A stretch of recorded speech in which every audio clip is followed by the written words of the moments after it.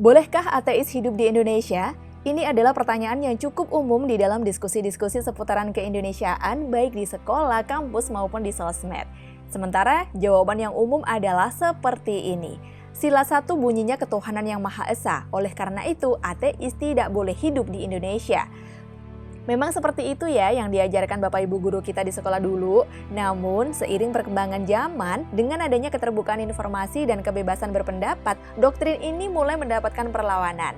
Anak-anak zaman now sudah tidak sama seperti dulu lagi. Mereka terhubung dengan budaya dan pemikiran global nyaris tanpa batasan apapun. Maka tidak heran di negara yang warganya kebanyakan sangat agamis seperti Indonesia sekalipun, ateisme dan agnostisisme mulai berkembang.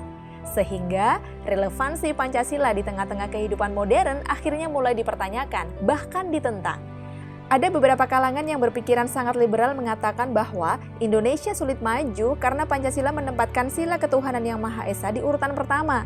Ada yang bilang malah sebaiknya sila 1 itu dihilangkan saja karena kemanusiaan itu lebih utama. Lebih jauh lagi, ada juga yang mengatakan bahwa Pancasila itu tidak berbeda jauh dengan fundamentalisme Islam. Oleh karenanya, melanggar HAM termasuk hak asasi para ateis yang pada kenyataannya memang ada di Indonesia.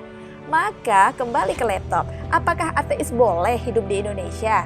Sebelum kita lanjut membahas soal ini, ada baiknya Sobat Revolista menonton kembali video kami episode 21, Memahami Ketuhanan yang Maha Esa. Ini penting untuk dipahami karena banyak di antara orang Indonesia yang masih kurang tepat dalam memahami makna sila 1 tersebut, sehingga mengakibatkan pemujaan yang berlebihan terhadap sila 1 atau penyempitan makna sila 1 menurut kacamata golongannya sendiri. Dan sebaliknya pula terjadi ketidaksukaan terhadap sila 1 dari kalangan tertentu, sebagaimana telah kita bahas di awal video tadi. Maka kita akan bahas, apakah ateis boleh hidup di Indonesia? Sobat Revolista, di dalam ajaran agama manapun, keberadaan orang-orang beriman dan orang-orang yang tidak beriman adalah suatu keniscayaan, bahkan suatu ketetapan di dalam kehidupan.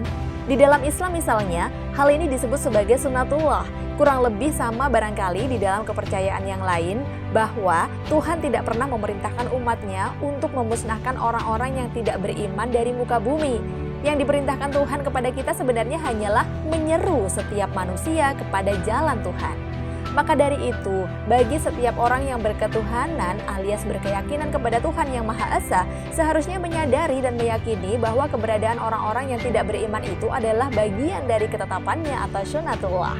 Dengan demikian, menerima kenyataan bahwa memang ada orang-orang yang tidak beriman di sekitar kita sebenarnya adalah bagian dari berketuhanan. Menyadari bahwa orang beriman maupun tidak semua berasal dari Tuhan.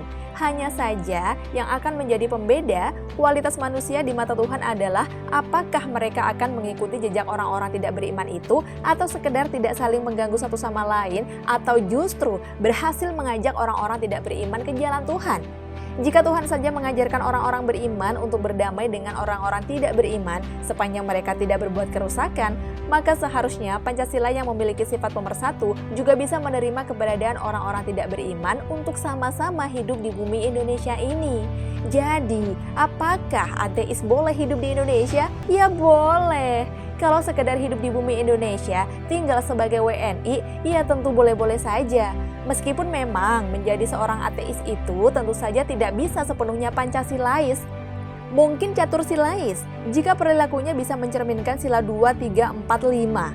Tapi ya nggak apa-apa, itu tidak mengurangi hak mereka sebagai warga negara.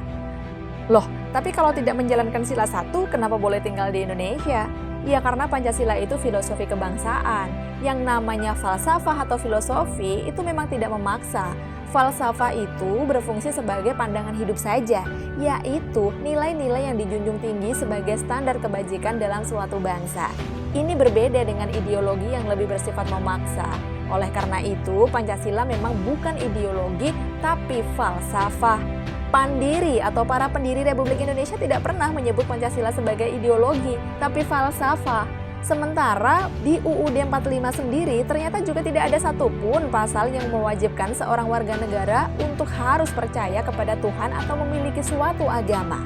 Kami ambilkan contoh lain. Apakah seorang rasis boleh hidup di Indonesia? Ya boleh-boleh saja, pada kenyataannya juga banyak di negeri ini. asalkan rasisnya buat dirinya sendiri. Tapi kalau sudah rasisnya itu diucapkan di depan umum sehingga menimbulkan keresahan masyarakat, tentu ini bisa ditindak secara hukum. Begitu pula dengan seorang ateis.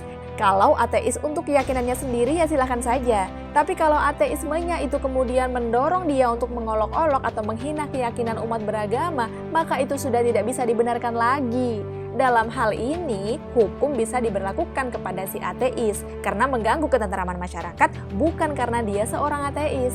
Lalu ada seorang yang menjawab begini, wah, kalau penafsirannya selunak itu, kenapa nggak sekalian dihilangkan saja sila satu itu sekalian, supaya tidak ada polemik sama sekali.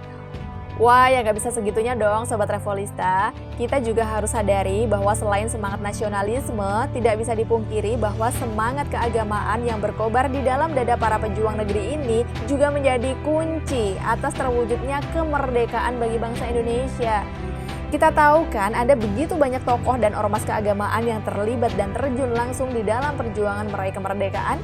Itulah kenapa Pandiri sadar betul untuk mencantumkan kalimat atas berkat rahmat Allah yang Maha Kuasa dan dengan didorongkan oleh keinginan luhur supaya berkehidupan kebangsaan yang bebas, maka rakyat Indonesia dengan ini menyatakan kemerdekaannya.